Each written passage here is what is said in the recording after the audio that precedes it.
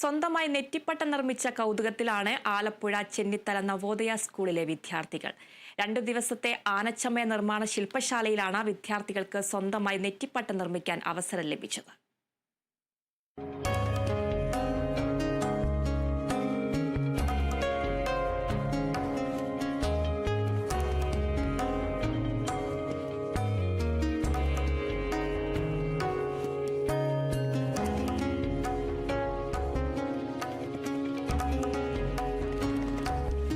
ചെന്നിത്തല നവോദയ സ്കൂളിലാണ് pace setting പ്രവർത്തനത്തിന്റെ ഭാഗമായി വിദ്യാർത്ഥികൾക്ക് വേണ്ടി ആനച്ചമയ നിർമ്മാണത്തിൽ ശില്പശാല സംഘടിപ്പിച്ചത്.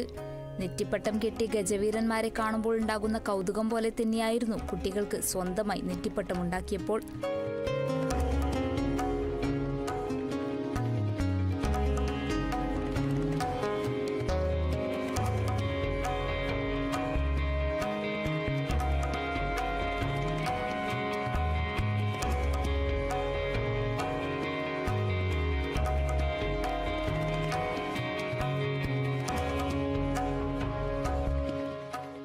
പരമ്പരാഗത ആനച്ചമയ നിർമ്മാണത്തിൽ കഴിവ് തെളിയിച്ച കേരള സാംസ്കാരിക വകുപ്പ് ഫെലോഷിപ്പ് ജേതാവുമായ ആര്യദേവാണ് മുഖ്യ പരിശീലകൻ.